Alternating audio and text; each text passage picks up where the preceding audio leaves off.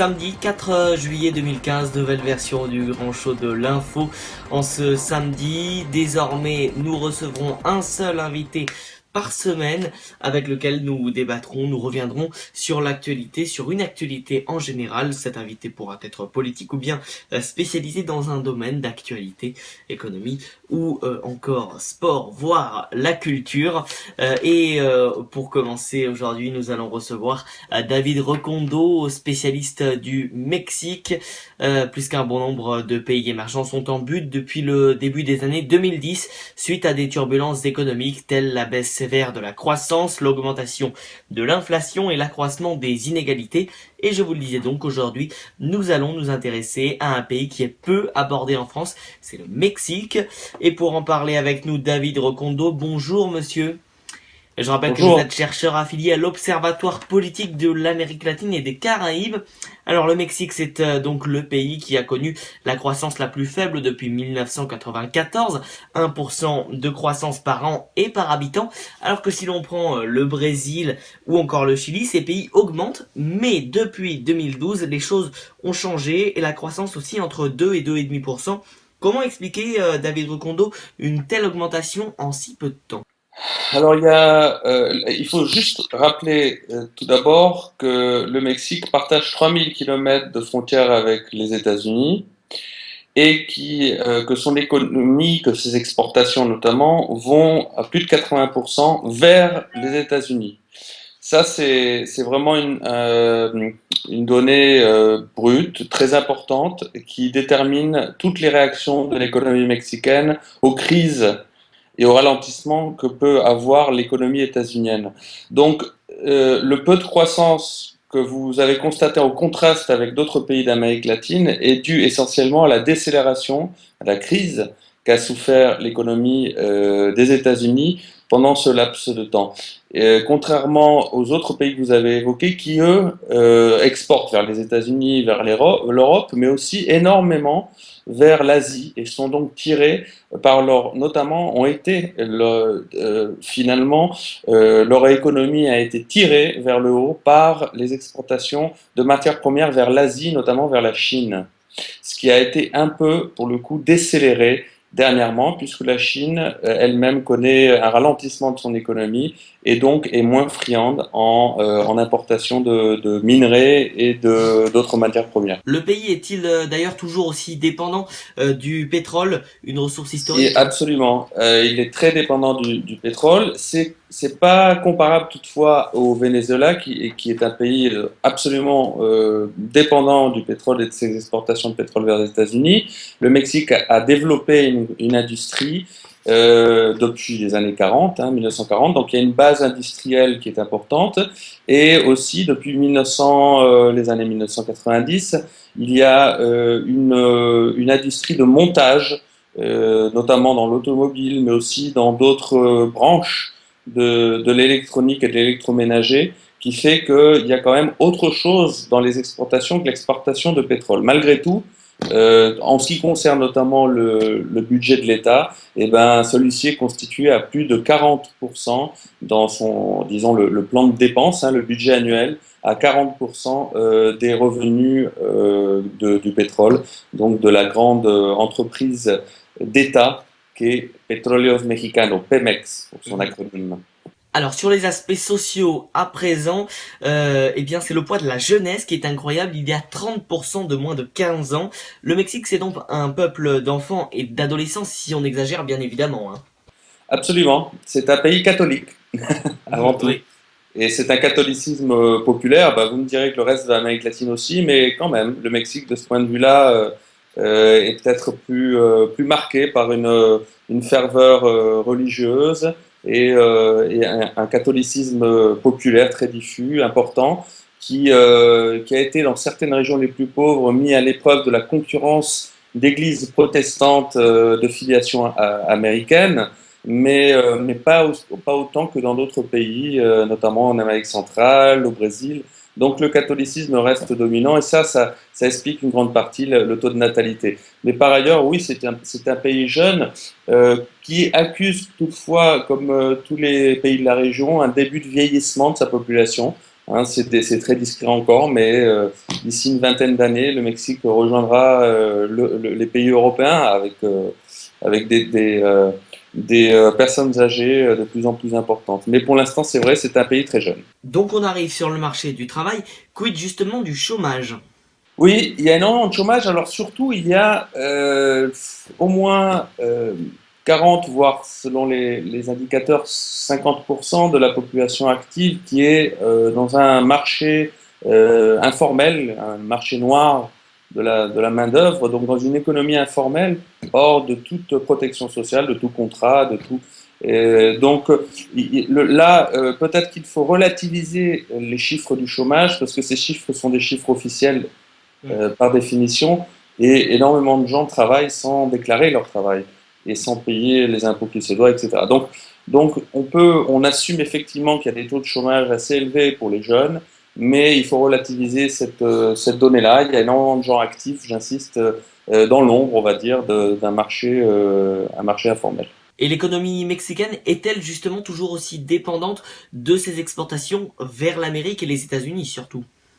Elle l'est toujours, oui. Hmm. Malgré deux tentatives de diversification dans deux directions. L'une vers l'Union européenne, et avec la France justement comme premier partenaire commercial, mais ça représente moins de 3% des échanges commerciaux.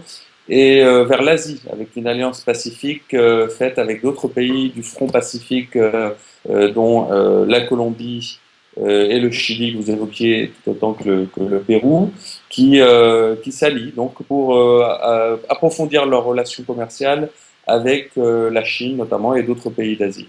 Ouais, le Mexique, David Recondo, c'est également très impliqué dans le secteur de l'automobile. 3 millions de véhicules sont produits cette année, c'est colossal. Alors justement, pourquoi autant et vers où ces véhicules sont produits? Alors c'est effectivement une donnée très importante. Les États-Unis, qui sont, vous le savez, de grands producteurs d'automobiles, apprécient énormément la main-d'œuvre qualifiée mexicaine, et tout au long de la frontière et même un peu plus vers le centre du pays, ils ont installé des filiales de leur industrie, hein, de leurs entreprises pour la fabrication des automobiles. Donc il y a un nombre très important d'automobiles des États-Unis qui sont fabriqués là. Mais l'Europe a fait aussi la même chose, et le Japon.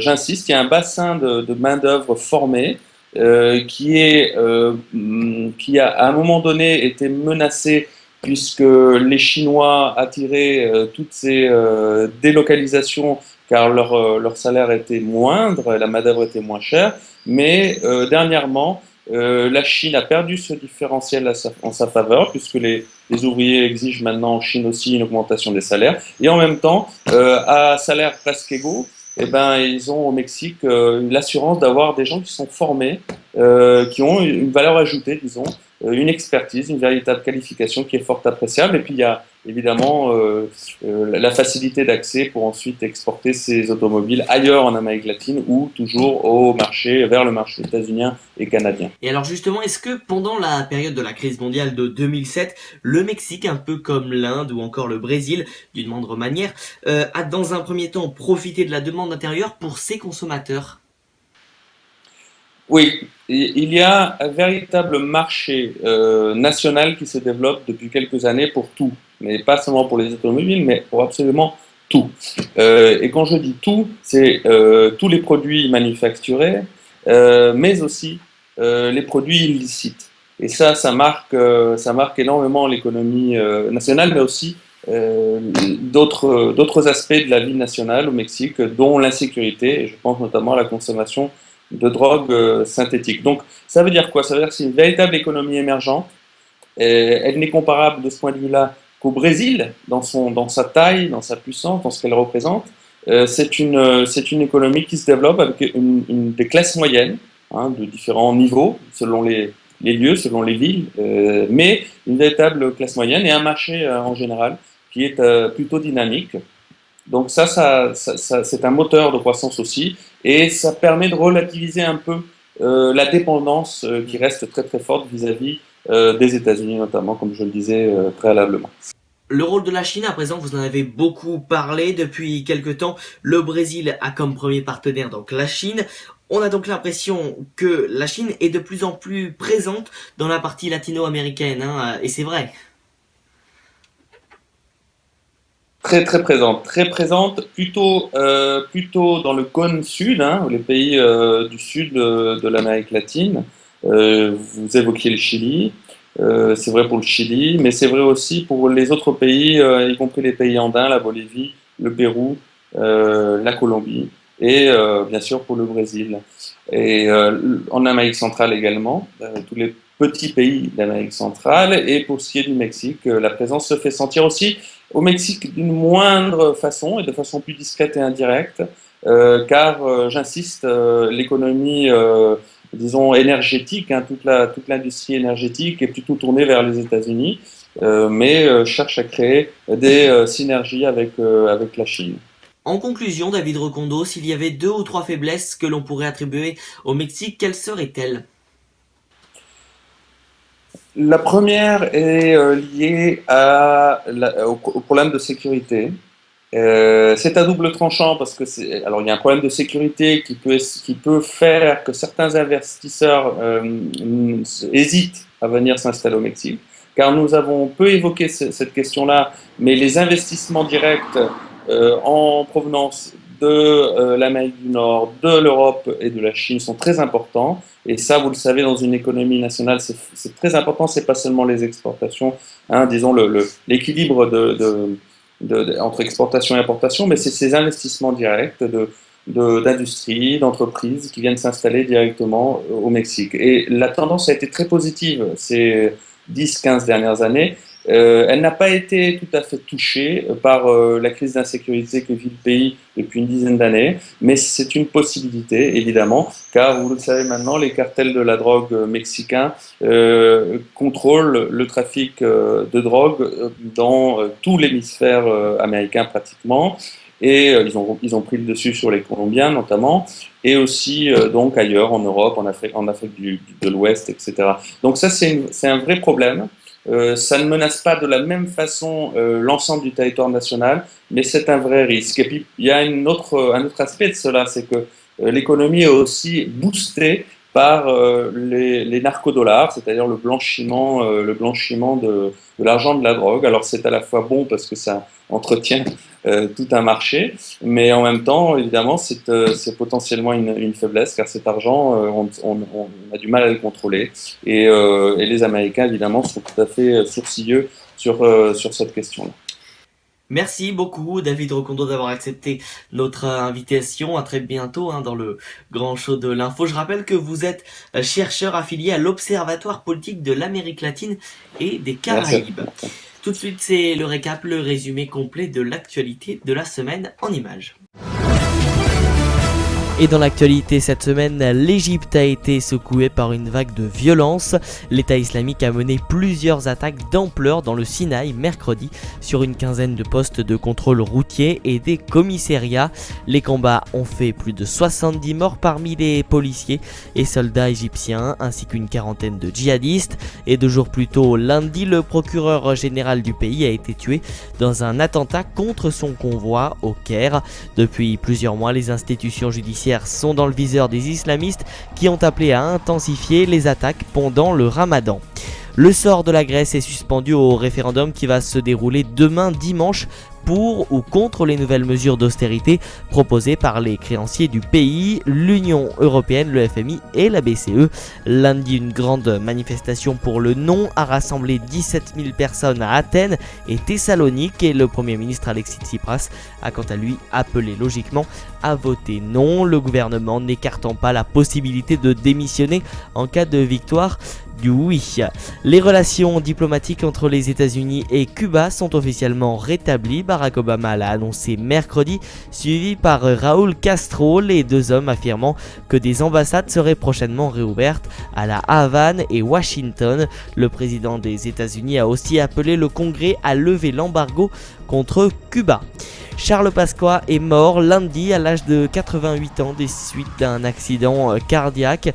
L'ancien ministre de l'Intérieur était retiré de la vie politique depuis 2011. Autre décès, celui d'Alain de Greff, une des figures emblématiques de Canal+. Il était notamment à l'origine des programmes cultes Les Enfants du Rock, Nulle part ailleurs ou encore Les Guignols de l'Info. Et justement, Les Guignols de l'Info a fait polémique cette semaine, mais finalement, ils y restent après en effet donc plusieurs jours de rumeurs sur un éventuel retrait des Guignols de l'Info de la grille de Canal+. Vincent Bolloré, le patron de Vivendi et principal actionnaire majoritaire, s'est expliqué. Il a affirmé lors d'une réunion du comité de groupe qu'il ne voulait pas supprimer la célèbre émission satirique française. Voilà ce que nous avons appris d'une source syndicale.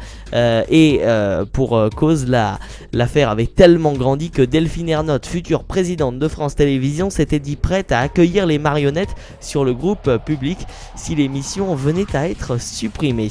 Et puis enfin, à l'issue d'une semaine folle marquée jeudi 25 juin par une grève des taxis émaillée de violence et marquée par le renvoi en correctionnel des deux patrons d'Uber pour l'Europe et la France, le géant américain jette l'éponge. Dans un entretien au Monde, Thibaut Saint-Phal, directeur général d'Uber France, annonce la suspension d'Uber Pop, ce service qui permet à des particuliers de s'improviser chauffeurs de taxi avec leur voiture de tous les jours. C'est la fin de cette édition, merci à tous et toutes de nous avoir suivis et rendez-vous la semaine prochaine pour de nouvelles actualités sur le grand show de l'info et sur radio-one.fr. Excellente semaine à tous.